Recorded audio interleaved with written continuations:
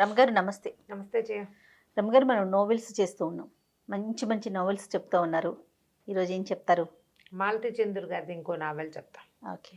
మన మనసులోని మనసు 2 భాగాలు చేసాం. చాలా పెద్ద కథ. అవునవును. ఒక చిన్న కథే, మేఘాల మేలి ముసుగు. మేఘాల మేలు మేలు ముసుగు. ముసుగు. బాగుందండి టైటిల్. టైటిల్ బాగుంది, కథ కూడా బాగుంటుంది. ఇది ఇంచుమించు 70s కథ అనుకోవాలి. ఆవిడ ఎప్పుడు రాశారో నాకైతే ఖచ్చితంగా తెలియదు, కానీ అందులో రాసిన పియూసి ఇవి ఇంటర్మీడియట్ 10th క్లాస్ అవి లేవు అందులో. 10th లేదు, secondary grade training, 8th 9th క్లాసులు చదివిన వాళ్ళే సెకండరీ గ్రేడ్ టీచర్ ట్రైనింగ్ అవ్వటం, 10th క్లాస్ పియూసి అవటము. ఓకే, వాటిని బట్టి 70s రాసిన కథ. వాళ్ళ డబ్బు, అందులో వాడిన డబ్బు పరిస్థితులు, వాటన్నిటిని బట్టి నేను చాలా ఇదివరకు ఎప్పుడోనే చదివాను. 80s చదివాను నేను. అది 70s కథ అయి ఉంటుంది. ఈ కథలో క్యారెక్టర్ ఏంటంటే అరుణగిరి, అతను హీరో. అతని పేరండి అరుణగిరి. మనం అరుణాచలం లేదు, అరుణాచలాన్ని ఆ ప్రాంతంలో అరుణగిరి అంటారు, కొండ. అది ఓకే అండి. మనిషి పేరు కూడా, వ్యక్తి పేరు కూడా అదే పెట్టుకుంటారు. అరుణాచలం పెట్టుకున్నట్టుగానే అరుణగిరి అని పెట్టుకుంటారు. అరుణ్ అని పిలుస్తారు, లేదా ఇంట్లో వాళ్ళు గిరి అని పిలుస్తారు అనుకో. ఫ్రెండ్స్ అరుణ్ అని పిలిచిన అరుణగిరే అతని పేరు. అయితే అతనికి కొంచెం బాగా సంపన్నుల కుమారుడు, బాగా డబ్బున్న వాళ్ళు. ఒక అమ్మాయిలతో, కొంతమంది ఫ్రెండ్స్ తోటి అక్కడికి ఇక్కడికి వెళ్ళటం అలవాటు. ఓ రాధారాణి, రోజారాణి అని ఒక ఫ్రెండ్ ఉంటుంది. ఆ అమ్మాయిని కొడైకి రమ్మంటాడు, సొంతమాట కొడైకని రమ్మంటాడు. అంతకుముందు 2-3 ట్రిప్పులు ఇతనితోటి బయటికి వెళ్తుంది అమ్మాయి. కానీ అమ్మాయి ఒప్పుకోదు. పెళ్లి చేసుకుని రావాలనుంది నాకు, ఇట్లా నీతో రహస్యంగా వెళ్తాం, నాకు ఏదో దొంగ బతుకులాగా అనిపిస్తుంది, అంటే స్థిరపడాలనిపిస్తుంది అమ్మాయికి. సరదా తిరుగుళ్ళు కాకుండా అంతకుముందు క్యాజువల్గా తిరిగేది. అంటే ఇతని కుళ్ళు మండిపోతుంది, చాలా కోపం వస్తుంది. ఆ కోపం మీద ఏమిటి ఇలాగా పెళ్ళైన వాళ్ళు, పెళ్ళి ఫ్రీడము, సంసారం, వాటి మీద మాటలు వేరు, క్రియలు వేరు. ముందంతా ఫ్రీగా ఉండాలి, మన ఇష్టారాజ్యంగా ఉండాలంటారు. ఒక వయసు వచ్చాక జీవితం పట్ల భయం వచ్చేస్తుంది, పెళ్ళి వివాహం చేసుకుని సెటిల్ అవ్వాలనుకుంటారు. ఓ విసుగ్గా ఉంటుంది. ఆ విసుగులో అతను మద్రాసు రోడ్ల మీ గురించి రాస్తారు కథలో బాగా. ఒక రోడ్డు మీద నుంచి వస్తుంటాడు. ఓ పోలీస్ స్టేషన్ దగ్గర సడన్గా ఒక కుర్రాడు సైకిల్ మీద ఎవడో వచ్చేస్తాడు. ఈయన పక్కకు తీస్తాడు. ఆ పక్క నుంచి వస్తున్న ఒక ఆవిడ ఇతని కారు కింద పడిపోతుంది. ఎడం వైపు తగిలేస్తుంది. సైకిల్ వాడిని తప్పించబోయి ఈవిడ పడిపోయింది. అయితే అది ఒక పోలీస్ స్టేషన్ ఎదురుగుండా జరుగుతుంది. ఆ వాకిట్లో నిలబడిన సబ్ ఇన్స్పెక్టరు సైకిల్ని తప్పించాడు కారు అతను. ఈవిడ సడన్గా ఆవిడే రాంగ్ సైడ్లో వచ్చేసి కారు కింద పడింది. చూశారు, గబగబా అతను పరిగెత్తుకొస్తాడు. చుట్టుపక్కల జనాలంతా చేరతారు. ఒక పెద్ద ఆవిడ, ఓ 50 ఏళ్ళ పైన ఉన్న ఆవిడ, చిన్న పేద మనిషిలాగా కనపడుతుంది. పచ్చగా పొట్టిగా బొద్దుగా ఉన్న ఆవిడే. సరే, సామాన్లు అవి చేస్తారు. మామూలుగా యాక్సిడెంట్లు అయితే చుట్టుపక్కల జనాలు చేరతారు కదా. పోలీస్ స్టేషన్ దగ్గరే అయ్యేసరికల్లా వాళ్ళు వెంటనే రియాక్ట్ అవుతారు. చూస్తే బతికేలాగా కనపడదు. ఇమీడియట్గా హాస్పిటల్కి రష్ అవుతారు. అతను బెదిరిపోతాడు. తన వల్ల ఆవిడెవరో చచ్చిపోతుందంటే ఎలా ఉంటుంది లోపల. ఆ మొహము, ఆవిడ నెత్తురు కారుతూ ఉండటము, ఆ జుట్టు వేళ్లాడుతూ ఉండటం చూస్తే ఒక దిగులు, భయం, బాధ వచ్చేస్తే, అయ్యో వృధాగా ఎంత జీవితం ఆవిడని చేసేస్తున్నాం అనిపిస్తుంది. ఆవిడ సామాన్లన్నీ ఏరిస్తారు. ఓ పర్సు, ఓ చిన్న సంచి, ఆవిడ స్కూల్ టీచర్. ఓ పాస్బుక్ ఉంది, అందులో పాస్బుక్లో బ్యాంక్ వివరాలనే. స్కూల్ టీచరు రాజమ్మాళ్ళి ఆవిడ పేరు. బ్రాహ్మణ్ లాంటిది కుటుంబం ఏదో. సరే, ఈ అబ్బాయి అన్ని వివరాలన్నీ పోలీస్ ఇన్స్పెక్టర్ రాసుకుంటాడు. రాసుకున్నాక ఇతను మీ నాన్నగారి పేరు, తండ్రి పేరు చెప్పేసరికల్లా అతనికి తెలుస్తుంది ఇతను బాగా సంపన్నులు అది అని. తండ్రి పేరు గుర్తుపడతాడు. సరే, అతన్ని వదిలిపెట్టాడు, ఇతను వెనకాలే ఉంటాడు. సరే, వాళ్ళ ఇంటికి వెళ్ళి చెప్దాం, అడ్రస్ ఫోర్సన్స్. ముందు ఆవిడ సంగతి చూడండి అంటే, అయ్యా మీరు ఎంత కంగారు పడి, ఆవిడ బతికేది లేదు, వాళ్ళకి తెలియజేయాలి కదా, ఫార్మాలిటీసే ఇంపార్టెంట్ అండి, ఆవిడ ఎలాగో వాళ్ళు చూస్తారు అని హాస్పిటల్ లోపలికి పంపించేస్తారు. ఇది చూసి అడ్రస్ అది చూసుకుంటారు. ఈ అడ్రస్కి వెళ్ళాలంటే కాళ్ళు చేతులు ఆడవు ఇతనికి. మన వల్ల ఒకళ్ళు మరణిస్తున్నారు అంటే ఎలా ఉంటుంది అది. ఆ మనుషుల మనసుల్లో ఉండేటువంటి ఆ ఉద్విగ్నత, భయం, ఆందోళన, ఒక తప్పు చేసిన భావన ఎంత బాగా రాస్తారో మాలతి గారు, చాలా బాగుంటుంది. సరే, పోలీసు ఇతను ఏం చేస్తాడంటే, మీరు కాస్త మంచినీళ్ళు తాగుతారు కానీ మంచినీళ్ళు తాగిచ్చి తీసుకెళ్తాడు. తీసుకెళ్ళి ఆ అడ్రస్ కనుక్కొని అక్కడికి వెళ్తారు. వెళ్తే పరమ పేద ఇల్లు అది. ఆ వెనకాల మౌంట్ రోడ్డు ఏదో చెప్తారు, దాని వెనకాల సందులో అసలు అలాంటి రోడ్లు ఉన్నాయని ఇతని జీవితంలో కూడా ఎరగడు. తనేమో బాగా డబ్బున్న వాళ్ళ పిల్లవాడు. వెళ్తే ఒక చిన్న 10 ఇళ్ళ సమాహారం లాగా ఉంటుంది. ఒక్కొక్క గది, ఓ గది వంటిల్లు. ఆ గది వంటిళ్ళల్లో ఒక అవిటాయన ఆయన చూసేసరికి భయమేస్తుంది. ఏమిటి ఈయన పెళ్ళాన్ని నేను చంపేస్తే, లోపల నుంచి ఓ పిల్ల వస్తుంది, పచ్చగా పొడుగ్గా ఉన్న అమ్మాయి. ఈ పిల్ల తల్లి చచ్చిపోయింది, ఈ ముసలాయన ఆవిడ మీద అవన్నీ కనబడుతుంటే వీడికి దిగులు పుట్టేస్తుంది. సరే హాస్పిటల్కి తీసుకెళ్తారు, అమ్మాయి ఏడుస్తుంది, ఎవరు ఈయన ఎలా చూడకుండా చేశాడు, ఏం చేశాడు అంటే ఇక ఆయనేమో అవిటాయన, దానికి కాళ్ళు పడిపోయిన ఆయన. ఈ టీచర్గా ఉద్యోగం చేసే ఈ రాజమ్మాళ్ళు గారే ఆ ఇంటికి ఆధారం. హాస్పిటల్కి వచ్చేసరికల్లా అయిపోతుంది ఆవిడ. పిల్ల ఏవో విపరీతంగా ఏడుస్తుంది, తల్లి మీద పడి. మిగిలిన వాళ్ళకి కబురు చేస్తారు. ఇద్దరు, ఆవిడ రాజమ్మాళ్ళని, ఆవిడ ఒక స్కూల్ టీచర్, ఆయన పేరు అనంతయ్య, ఆవిడ రాజమ్మాళ్ళు. వాళ్ళకి 3 ఆడపిల్లలు, చివరగా ఒక మగపిల్లాడు. 3 ఆడపిల్లలకి పెళ్ళిళ్ళు అయిపోయినాయి. అక్కడ ఏడుస్తూ కనపడిన పిల్లకు కూడా పెళ్ళయింది. 3 అమ్మాయిలకి పెళ్ళైనా, ఆఖరి పిల్లవాడు చదువుకుంటున్నాడు. పెద్ద పిల్ల ఆఖరి పిల్ల కాపురాలకు వెళ్ళిపోయారు. మధ్యలో పిల్లకి కాపురం లేదు, ఆ అమ్మాయి ఇక్కడ ఉంటుంది. ఏం చేస్తాడు, వాళ్ళ అల్లుళ్ళు కూడా వచ్చారు, పెద్ద అతను ఆఖరి అతను. సరే ఇంకా ఏం చేస్తాడు, ఇక చేయగలిగేది ఏమిటి, పోలీస్ ఇన్స్పెక్టర్ మాత్రం ఇతను వెనకాలే ఉంటాడు. మీరు ఎంత చేస్తున్నారు నా కోసం అంటే, మీ నాన్నగారు మా నాన్నకి సహాయం చేశారు అని చెప్తాడు పోలీస్ అతను. నాకు పేరు తెలిసి నేను గుర్తుపట్టాను, పైగా నేనే సాక్షిని, ఆవిడే రాంగ్ సైడ్లో వచ్చింది, మీ తప్పేం లేదు, నాకు క్లియర్గా తెలుసు కదా, నేను అక్కడే ఉన్నాను, మనం చేయగలిగే సహాయం చేద్దాం. వాళ్ళు గొడవ చేసే మనుషుల్లాగా కూడా లేరు, చాలా పేదవాళ్ళు, నేనున్నా కాబట్టి వాళ్ళు ఏమీ గొడవ చేయటం లేదు, నేను చూస్తానని ఆ దహనం చేయటము ఆ కార్యక్రమాలన్నీ అవుతాయి. మీరు ఇంటికి ఫోన్ చేయండి అంటాడు. ఇంటికి ఫోన్ చేసి తల్లికి చెప్తాడు, అమ్మ ఇట్లా అయింది, నేను అక్కడే ఉన్నాను అంటే, పాప బాధగా ఉంటుంది తల్లికి. ఇక్కడ ఇతను అరుణగిరి కథ చెప్తారు. అరుణగిరి తల్లి కూడా ఒంటరిదే, ఆవిడ భర్త లేరు. ఉమాపతి మొదలయ్యారని చాలా డబ్బున్న ఆయనకి 7 ఆడపిల్లలు పుడతారు మొదటి భార్యతోటి. మగపిల్లలు కలగరు. మగపిల్లల కోసం రెండో పెళ్లి చేసుకోవాలనుకునేవాడు. 60, 70, 50 ఏళ్ళ ఆ సంవత్సరాల్లో మగపిల్లల కోసం మళ్ళీ పెళ్ళిళ్ళు చేసుకోవడం చాలా న్యాచురల్, సహజమైన సంగతి. ఇప్పుడు ఈ కథ చదివితే ఇదేమిటి ఇలా ఉంది అనిపిస్తుంది మనకి, కానీ జరిగేవట్ల. మన తాతల నాడు ఉన్నాయి, మన నాన్నల నాటికి కొంచెం తగ్గినాయి. తమిళనాడు ప్రాంతాల్లో బాగా కనపడతాయి. అక్కకి పిల్లలు పుట్టకపోతే చెల్లెల్ని ఇచ్చి చేయటం. మా చుట్టుపక్కల కూడా 2-3 కేసులు నేను నీకు అట్లా చెప్పే కదా జరుగుతాయి.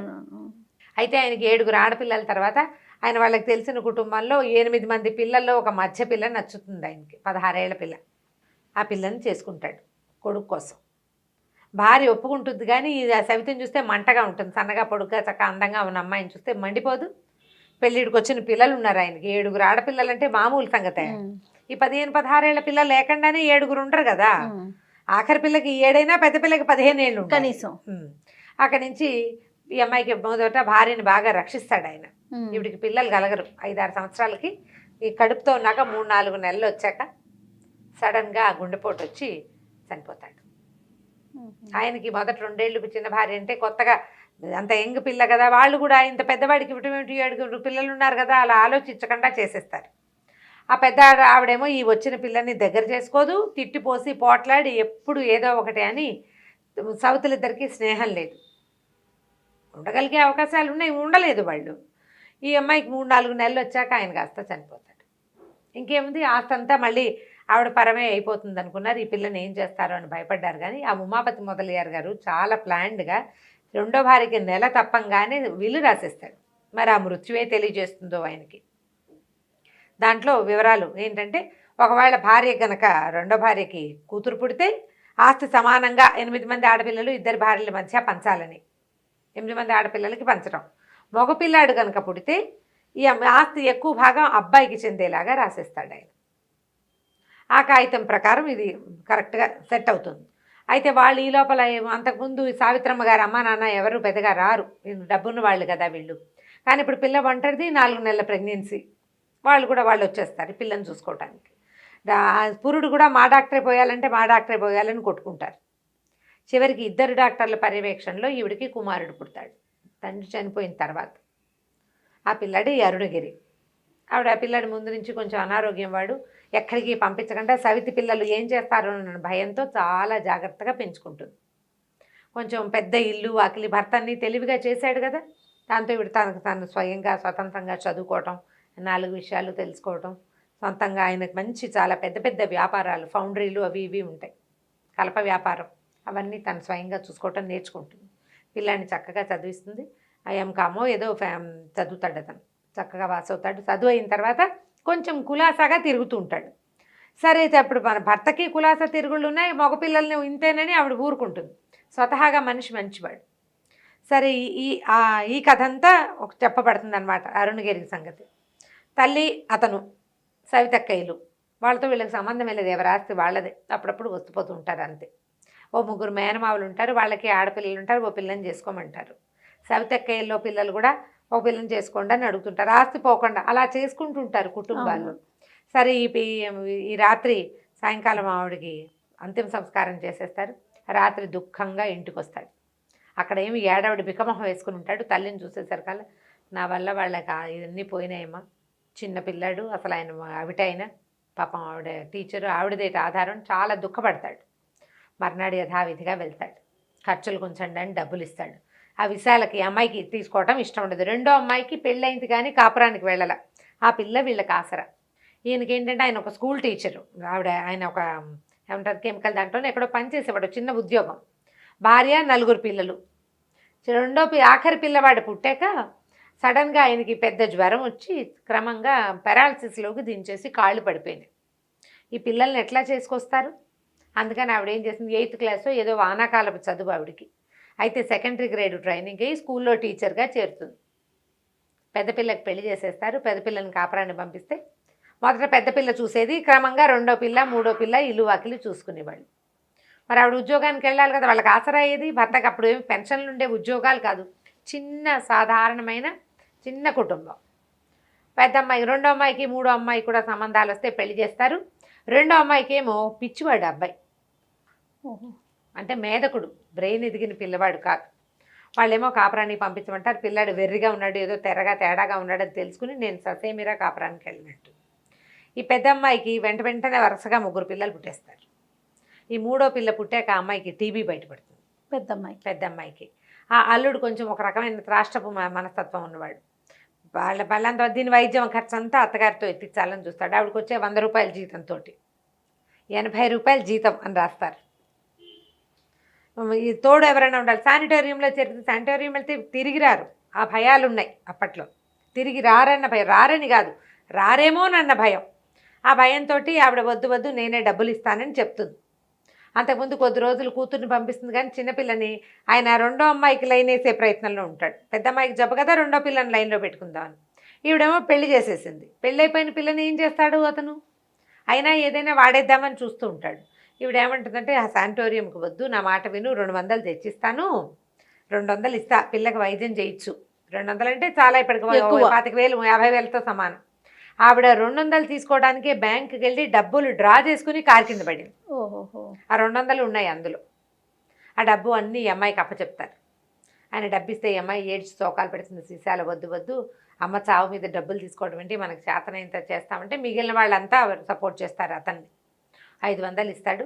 మొత్తానికి ఆవిడ దినవారాలు 12 రోజులు ప్రతిరోజు వెళ్తాడు వాళ్ళ ఇంటికి. 12 రోజులు అయిపోయిన తర్వాత ఏం చేయాలి? పెద్ద పిల్ల చిన్నపిల్ల ఎవరిళ్ళకి వాళ్ళు వెళ్ళిపోతారు. ఇప్పుడు విశాల అత్తగారు వస్తుంది తీసుకెళ్ళటానికి. ఈ మొదలయ్యారు అని చెప్పాను కదా, తెలుగు వైపు వాళ్ళని నాయుళ్ళు అంటారు. అవునండి, నాయుడుస్.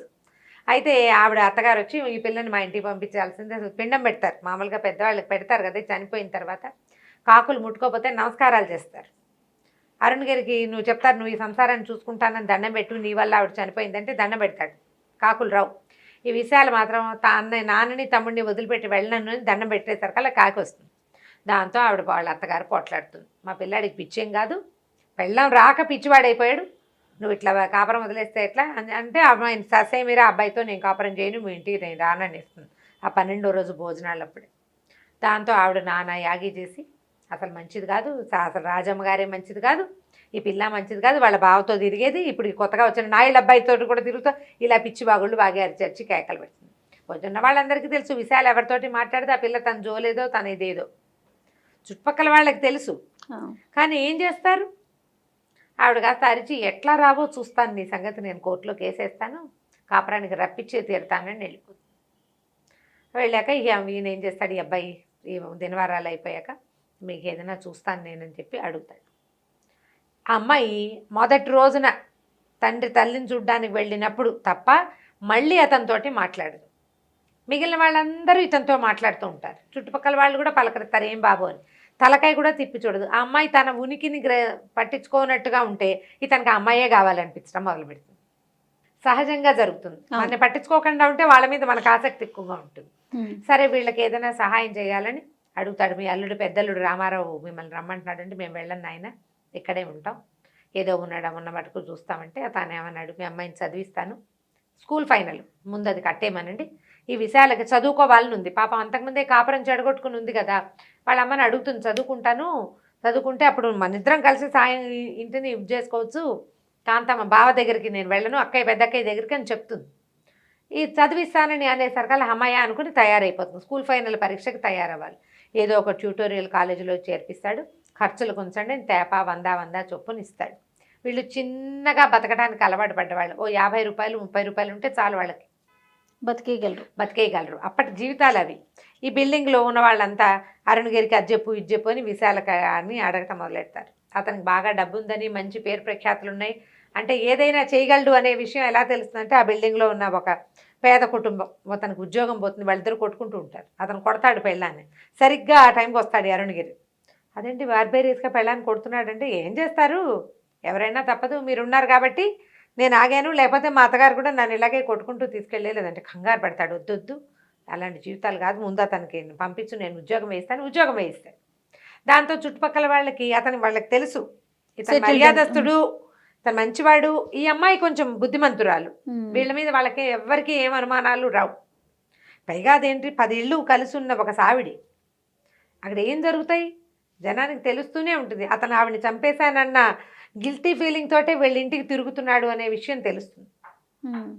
ఈ 15 రోజుల పాటు ఈ వ్యవహారం అంతా చూసాక అప్పుడు రోజారాణిని కలవడానికి వెళ్తాడు తన ఫ్రెండ్ని.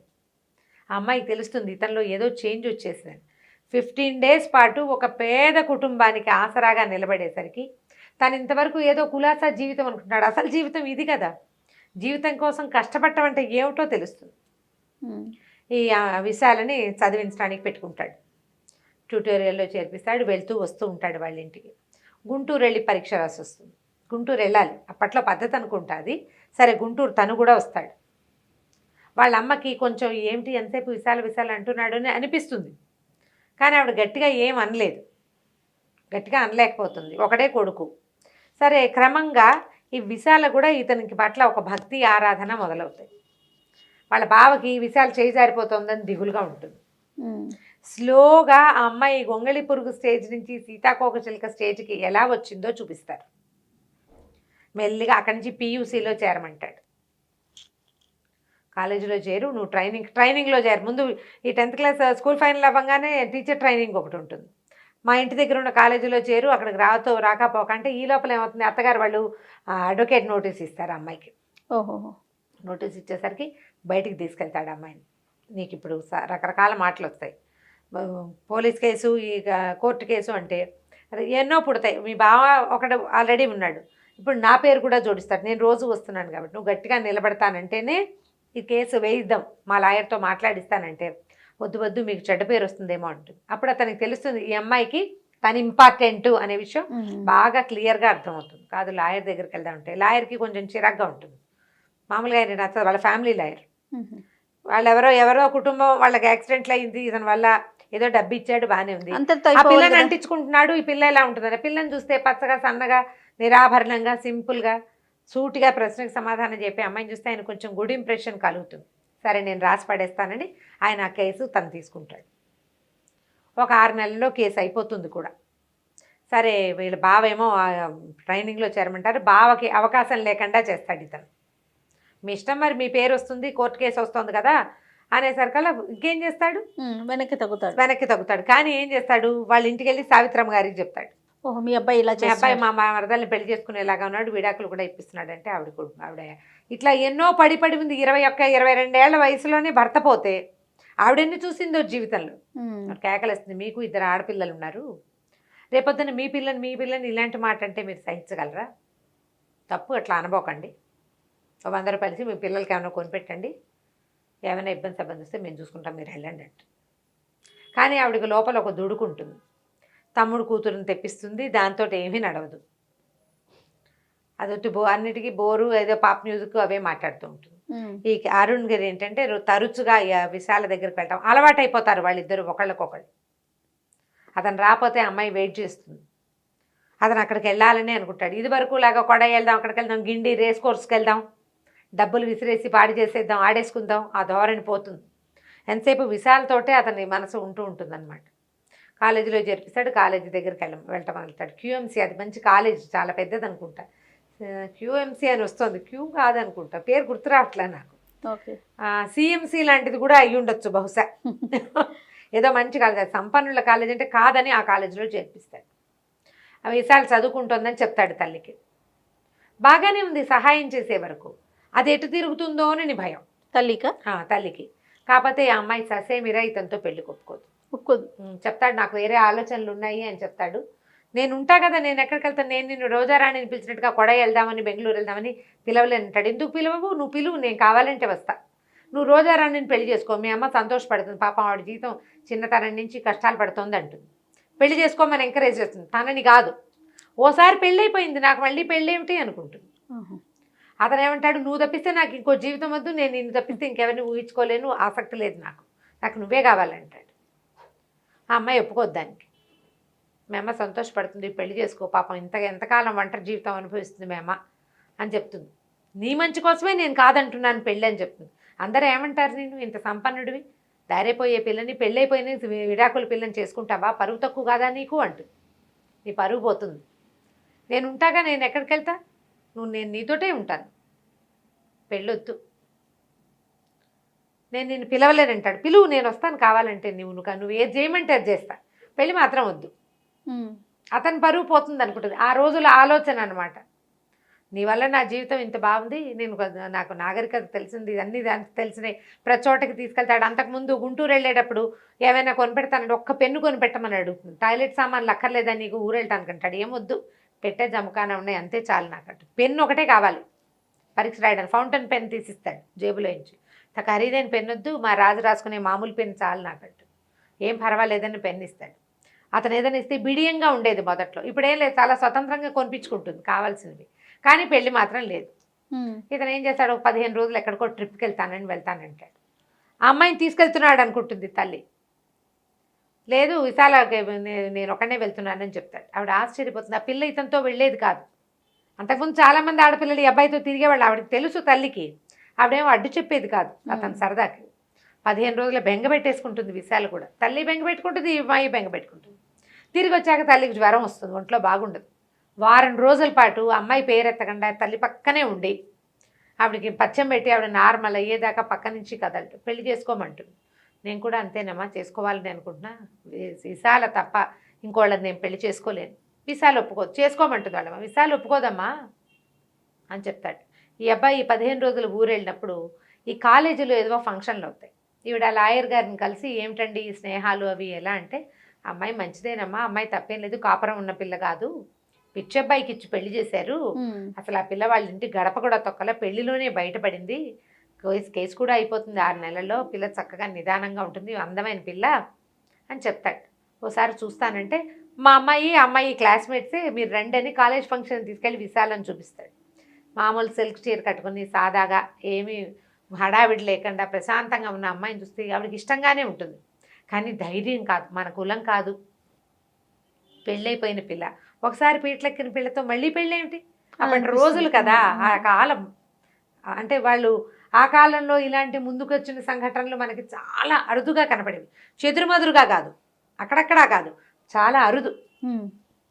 నేను బాగుంది పిల్ల అని చెప్తుంది. నువ్వు ఎప్పుడు చూసావు, నేను మొన్న వెళ్ళి చూసి వచ్చానురా అంటే, అరుణ్ ఒప్పుకోదమ్మా విశాల అని చెప్తాడు. తను ఒప్పుకోదు, నా మంచి కోసమే అంటుంది. అంటే ఆవిడ అట్లా ఆలోచించుకుంటూ ఉండిపోతుంది అనమాట. చూస్తే ఇతను రామకృష్ణ ఇవి వింటాం, చిన్మయ మిషన్ వాళ్ళవి వింటాం, హరిద్వార్ వెళ్తాం, ఋషికేశ్ వెళ్తా, అలా చెప్తాడు. పెళ్ళి మాత్రం వద్దమ్మా నాకు, నేను ఎవరిని చేసుకోలేను, నాకు ఎంతసేపు కళ్ళు మూసుకుంటే విశాల ఇంట్లో తిరుగుతున్నట్టు, నాతో మాట్లాడుతున్నట్టు నాకు అవే అనిపిస్తాయి. వేరే మనిషిని అసలు ఊహ కూడా లేదు నాకు, నేను ఇంకో మనిషిని భరించలేని అమ్మాయిని తప్ప అంటే. ఈవిడ చూసి ఆలోచించుకుని ఏం చేస్తుంది, నువ్వు వాళ్ళ ఇంట్లో ఉండు, సాయంకాలం నేను బయటకు వెళ్తా, కారు తీసుకెళ్తానని చెప్తాను. అతను ఇంట్లో ఉంటాడు. ఇతనికి ఏమో ఇప్పటికి చాలా రోజులైపోయింది విశాలను చూడాలని ఉంది, వారం అయిపోతుంది, వెళ్ళి చూసొద్దామని ఉంటుంది. తల్లి ఎక్కడికో వెళ్తుంది. ఈ తల్లి ఏం చేస్తుందంటే ఈవిడ హాస్టల్కి వెళ్ళిపోతుంది. అమ్మాయిని కాలేజీలో హాస్టల్లో ఉంచుతాడు కదా. ఈ మధ్యలో నేను మిస్ చేసింది ఏంటంటే తండ్రి కూడా చనిపోతాడు. ఆ పిల్ల ఒక్కతే అయిపోతుంది. తండ్రి చనిపోతాడు. తమ్ముడు తండ్రి విశాల ముగ్గురు కలిసి ఉంటారు. తండ్రి చనిపోయేస్తారు కదా, ఈ అమ్మాయిని ఎక్కడ ఉంచాలి? తమ్ముడినేమో పెద్దక్కయ్య తీసుకెళ్తుంది. పెద్దక్కయ్య మొగుడు కూడా వీళ్ళు అప్పుడప్పుడు ధన సహాయం చేస్తారు. విశాలని హాస్టల్లో ఉంచుతాడు. ఈ హాస్టల్కి వెళ్ళి అమ్మాయి ఇతని కోసం వెయిట్ చేస్తుంటుంది బయట. ఈవిడ పోయి అక్కడ నుంచి విశాల అంటే వాళ్ళ అమ్మ పిలిచినట్టు అనిపిస్తుంది.